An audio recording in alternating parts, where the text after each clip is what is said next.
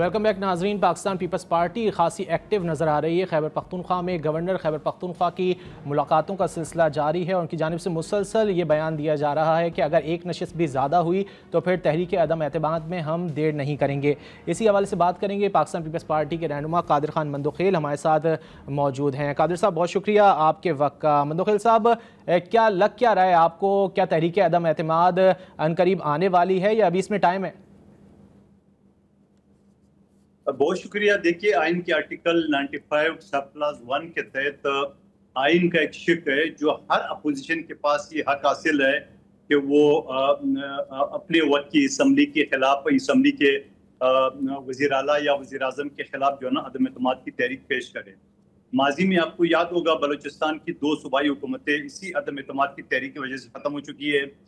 बीबी शहीद और शौकत अजीज साहब के खिलाफ अदम एतमाद की तहरीक पेश हुई, नाकाम हुई। पिछली हुकूमत में इमरान खान साहब के खिलाफ अदम एतमाद की तहरीक पेश हुई और कामयाब होगी तारीख में पहली मरतबा। यकीनन अपोजिशन के पास 53 अरकान असम्बली है पख्तूनख्वा असम्बली के और 20 नशिस्तें दरकार है। यहाँ PTI के तो नहीं है मगर सुन्नी एहतियात कौंसिल के 58 अरकान है और 34 अरकान आज़ाद है जो कि PTI को इस वक्त सपोर्ट कर रहा है। तो मैं ये समझ रहा हूँ कि यकीनन यकीनन जो 34 अरकान है उसमें बहुत सारों का तवज्जो जो पख्तूनख्वा का हाल पिछले 12 साल में गंडापुर या उससे पहले की हुकूमतों ने की है। तो मैं ये समझ रहा हूँ कि वहाँ न लॉ एंड ऑर्डर की सूरत ठीक है, ना वहाँ मईशत ठीक है, ना वहाँ रोजगार है, ना वहाँ तरक्याती काम है। वहाँ पे कुछ भी नहीं है। यूँ समझ लो कि असर के बाद, मगरिब के बाद थाने बंद हो जाते हैं और बाहर कोई निकल नहीं सकता है। ये सूरत हाल में खुद पख्तूनख्वा की आवाम तंग है। तो मैं ये समझ रहा हूँ कि बिल्कुल अगर एक ऑप्शन तो ये भी है कि जहां 12 साल में उन्हें कुछ नहीं किया है तो अगले 3 साल में क्या करेंगे। लेकिन दूसरा ऑप्शन ये भी है कि 3 साल क्यों मजीद पख्तूनख्वा के आवाम को मुसीबत में डाला जाए जो कि आइन का शिक मौजूद है। तो मैं ये समझ रहा हूँ कि और फिर ये भी मैं कहूँगा कि कोई आर्स ट्रेडिंग नहीं हो रही है। आर्स ट्रेडिंग उस सूरत में होती है जहाँ आप पॉलिटिकल पार्टी के मेम्बरान को तोड़ते हैं या वो खुद टूटते हैं। पिछली असम्बली का आपको याद होगा पख्तूनख्वा में 18 लोग उनके बागी हुए हैं। फिर कौमी असम्बली में पिछली हुकूमत में 24 अरकान उनके बागी हो गए और पिछली हुकूमत में पंजाब से 25 अरकान उनके बागी हुए। आपको याद होगा सुप्रीम कोर्ट के एक तारीखी जो ना वो एक अलमनाक फैसला आया कि अदमात की तहरीक में वोट भी नहीं डाल सकते और वोट गिन भी नहीं सकते और नाइल भी हो गए। तो ये अजूबे फैसले भी पाकिस्तान की तारीख में हमने देखे हैं। तो इस बात का इम्कान है कि तहरीक अदम एतमाद की तहरीक पेश की जाए और मेरी ज़ाती ख्वाहिश अगर आप या मशवरा सुन ले तो ये सेनेट के इलेक्शन से पहले इसको पेश करना चाहिए। अच्छा मंदोखेल साहब, आपने हॉर्स ट्रेडिंग की बात की तो हाफिज अब्दुल्ला साहब तो कह रहे हैं कि MPS के पैसे लगना शुरू हो चुके हैं। दोबारा रिपीट करें सवाल, कौन कह रहे हैं? हाफिज अब्दुल्ला साहब तो कह रहे हैं कि MPS के पैसे लगना शुरू हो गए हैं। 23 करोड़ का जिक्र भी किया उन्होंने। देखिए, हाफिज अब्दुल्ला साहब का अपना ये है। आपको याद होगा फिर पिछले PTI की हुकूमत में जहां बिलावल भुट्टो साहब ने पाकिस्तान किया दुनिया की तारीखी लॉन्ग मार्च हमने किया था 10 दिन 10 रात सड़कों पे और अदम एतमाद की तहरीक का अहम D चौक पे हमने ऐलान किया और एहतजाज खत्म किया हमने। उस वक्त भी मौलाना फजल रहमान साहब एग्री नहीं हो रहे थे, मुस्लिम लीग नून एग्री नहीं हो रहे थे, लेकिन आपने देखा कि फिर ऐन वक्त पे वो एग्री भी हो गए। तो हाफिज अब्दुल्ला साहब जो बातें कर रहे हैं वो ये कहेंगे कि पूरा का पूरा 83 अरकान उनकी झोली में डाला जाए तब जाके वो अदम एतमाद की तहरीक पेश करेंगे। अदम एतमाद की तहरीक का मकसद ये नहीं है कि वो कामयाब हो जाए। यकीनन मकसद तो यही होता है, लेकिन वो नाकाम भी हो सकता है, उसमें कोई अर्श भी नहीं है, न कोई कदगन है। अच्छा मंदोखेल साहब, क्या दीगर जमातें आपको ज्वाइन करेंगी? जमीयत उलमा इस्लाम और पाकिस्तान पीपल्स पार्टी की तो काफ़ी मुलाकातें हो चुकी हैं, अब से क्या ANP भी ज्वाइन करने जा रही है आपको? देखिए, ANP के बारे में तो मैं कुछ नहीं कह सकता, लेकिन पीपल्स पार्टी के पुराने इत्यादी और हमारे बड़े अच्छे रिलेशन रहे और बाकी जो मैं 53 अरकान गिन रहा हूँ वो तमाम जो है ना वो ये समझ लो अपोजिशन के गिन रहा हूँ। इसमें ANP समेत और आज़ाद अरकान समेत और तमाम जो पार्टियों के उस समेत में 53 अरकान गिन रहा हूँ। 53 अगर मैं गिन रहा हूँ जहाँ सेनेट के इलेक्शन में ये इकट्ठे हो सकते हैं तो वहाँ अदम एतमाद की तहरीक में क्यों नहीं। अच्छा कादिर मंदोखेल साहब, पाकिस्तान पीपल्स पार्टी और जमीयत उलमा इस्लाम की आइडियोलॉजी में बड़ा वाज़ेह फ़र्क है। एक आप लोग अपने आप को सेकुलर कहते हैं, वो एक दीनी जमात है। तो क्या ये वक्ती तौर पर इत्तेहाद हो रहा है या आगे चल के भी हम देख सकते हैं आपका इत्तेहाद? देखिए, सियासत में और हुक्मरानी में कोई दीनी और लिबरल और ये जमातें नहीं होती है, सब सियासी पार्टी होती है।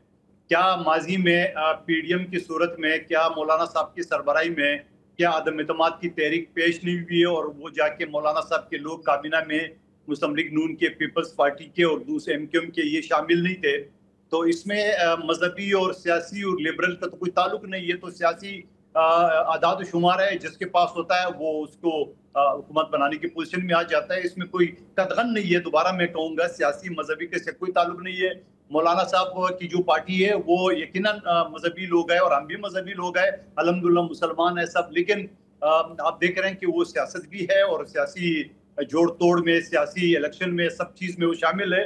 वो ऐसा नहीं है कि वो इस्लाम लाने में, या इस्लाम तो पहले से आ चुका है, या कोई और इस तरह मजहबी मामला के लिए वो पार्टी बनी है। वो सियासत के लिए बनी है और हुक्मरानी कर रही है। और आप देख रहे हैं पिछले 40 साल से वो बलूचिस्तान की मुख्तलिफ हुकूमतों में वो इत्यादी रहे। ये भी आपके सामने एक रिकॉर्ड है। अच्छा, पाकिस्तान तहरीक इंसाफ की जो 90 रोज़ा तहरीक का ऐलान सामने आया है, आप क्या समझते हैं, क्या इस तरह हुकूमत पर दबाव डाला जा सकता है उनकी तरफ से, या ये तहरीक भी जो माजी की तहरीक है उनकी तरह उसका अंजाम होगा? देखिए, मैं आपको एक बात बताऊं कि वो मामले तो ख़त्म हो गए जहां रमज़ान से पहले मौलाना साहब की सरबराही में या महमूद खान अचगज़ई के सरबराही में ग्रांड अलायंस बनना था। वो अलायंस का जो है ना, वो पेंडोरा बॉक्स तो अभी 3 दिन पहले गंडापुर ने खुद ही खोल दिया। आपने उनकी ज़बान देखी, जो उस पे तरबियत उनकी ज़बान हमेशा चलती है मौलाना साहब और सियासी लोगों के बारे में। लेकिन मैं ये समझ रहा हूँ कि अब तो वो अचगज़ई साहब, महमूद, अपना मौलाना साहब, दूसरे तीसरे वो तो सारे छोड़िए, अब तो पीटीआई अपने आप को मुतहद कर ले तो बड़ी बात है। क्या गंडापुर ग्रुप अलग नहीं है? बुशरा बीबी ग्रुप, हलीमा बीबी group, Atif Khan group, Asad Qaiser group और जेल में जो शाह महमूद कुरैशी वाले वो ग्रुप, तो ये सारे ग्रुप अगर इकट्ठे हो जाए लेकिन तो बड़ी बात है। मंदोखेल साहब, अब से कुछ देर कबल हमारी पाकिस्तान तहरीक इंसाफ के एमएनए अमजद अली खान साहब से जब गुफ्तगू हो रही थी तो उनका ये कहना था कि इख्तिलाफात तो जमहूरियत का हुस्न है और तमाम पार्टियों में होते हैं।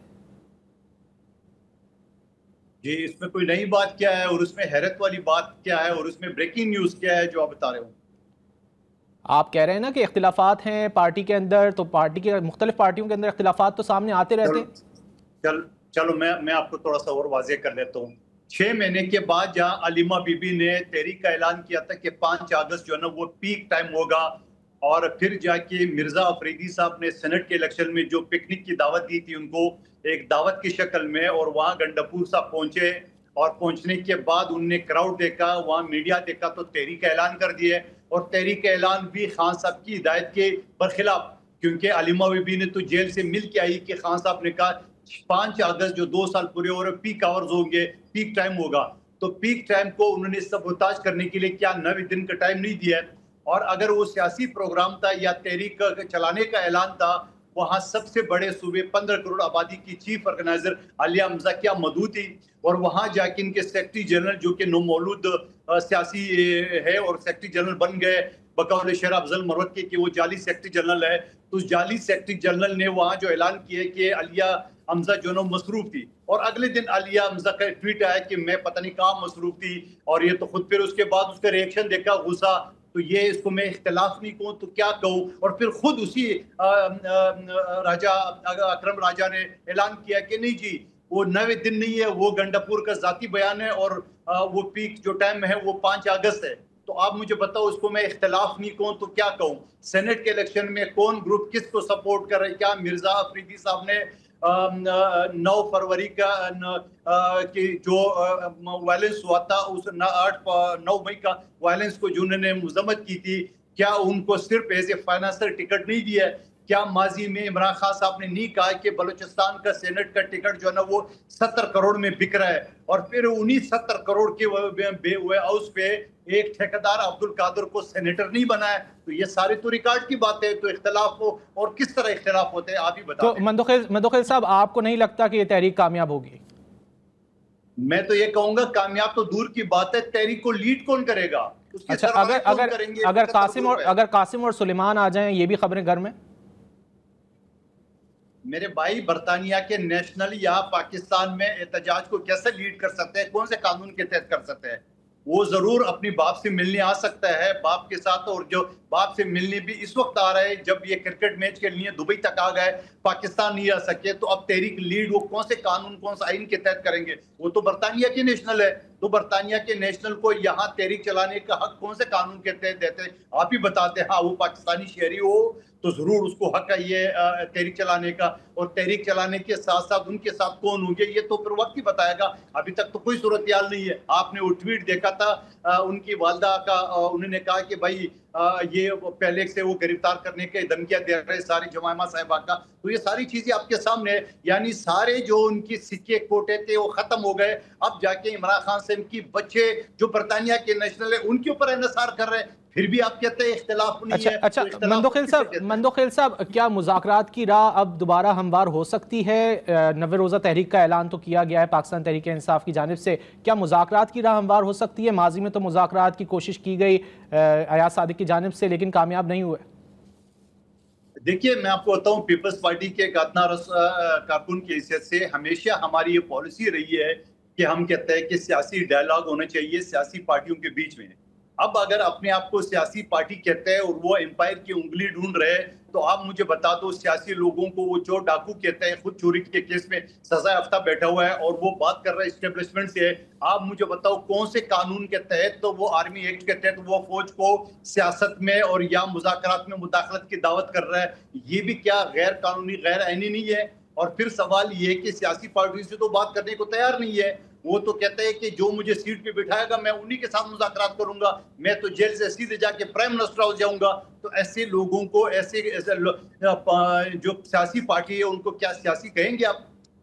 ठीक, पाकिस्तान पीपल्स पार्टी के रहनुमा कादिर खान मंदोखेल से गुफ्तगू कर रहे थे, बहुत शुक्रिया आपके वक्त का। नाज़रीन, प्रोग्राम में यहाँ लेंगे एक ब्रेक, और ब्रेक के बाद वापस आएंगे तो हम बात करेंगे अवामी नेशनल पार्टी के मरकजी तर्जुमान एहसानुल्लाह साहब से।